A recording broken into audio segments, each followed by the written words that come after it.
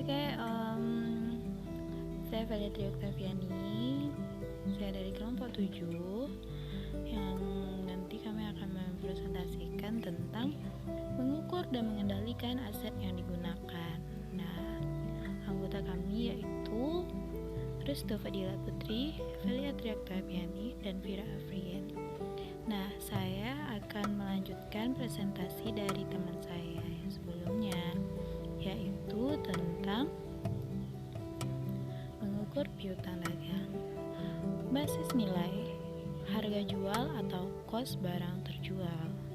Argumennya itu tentang cost barang terjual menggambarkan investasi real, harga jual menggambarkan investasi dan uang yang terkumpul dari penjualan yang bisa diinvestasikan kembali. Praktiknya yaitu nilai buku. Jika kredit dan pengumpulan piutang tidak dikendalikan, maka nilai piutang ditentukan dari formula konsisten dengan periode pengumpulan yang normal. Mengukur sediaan barang dagang.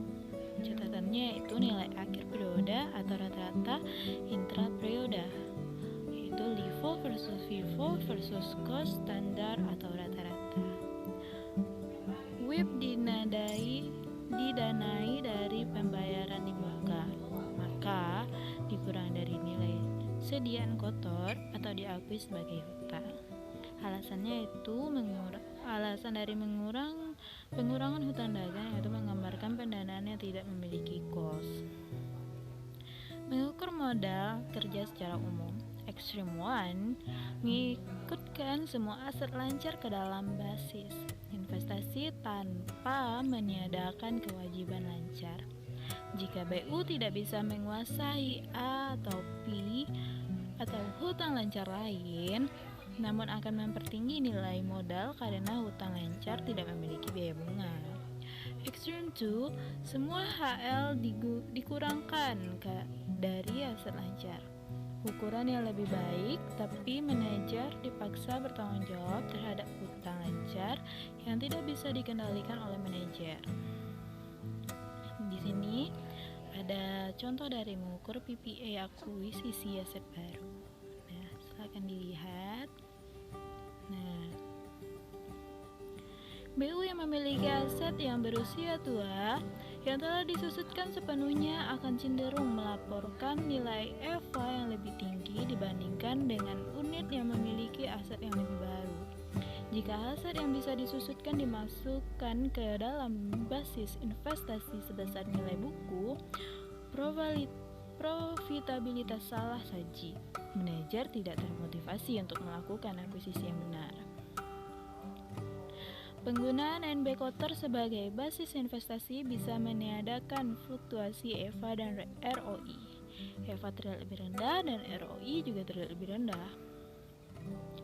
Jika perusahaan membeli satu aset baru, aset belum bisa langsung memberikan hasil pada tahun-tahun awal. Jika penggunaan penyusutan dipercepat, maka biaya penyusutan besar di tahun-tahun awal, maka laba terlihat lebih rendah. Bila biaya penyusutan kecil di tahun-tahun akhir, maka laba terlihat lebih tinggi. Nah, jika menggunakan penyusutan anuitas, pemulihan investasi yang implisit di dalam kalkulasi PF, biasanya biaya penyusutan kecil di tahun-tahun awal akan melihatkan laba lebih tinggi.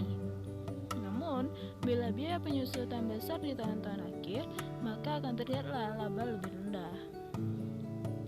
Metode evaluasi lain untuk menentukan basis investasi, pertama bisa menggunakan NB bersih, namun membatasi nilai yang bisa dihapuskan. Misalnya, kurang dari 50% cost awal. Bisa menggunakan estimasi nilai sekarang aset. Masalah menggunakan nilai non-akuntansi yaitu subjektif, persepsi atau permainan angka, yaitu timbullah pertanyaan, bagaimana cara menentukan nilai pasar? Bagaimana menentukan nilai ekonomis? Nah, lalu mengukur aset sewa guna. Jika perusahaan menjual asetnya lalu menyewanya lagi, K. Biaya penyusutan diganti dengan biaya sewa. Nilai aset menurun, maka basis investasi lebih kecil dan ROI lebih tinggi. Capital churns menjadi lebih rendah, maka EVA lebih tinggi. Nah, mungkin itu bagian dari saya. Teman-teman semua, mungkin bisa lihat lagi video dari teman saya yang akan melanjutkannya nantinya. Oke, sekian dari saya pamit undur diri. Wassalamualaikum warahmatullahi wabarakatuh.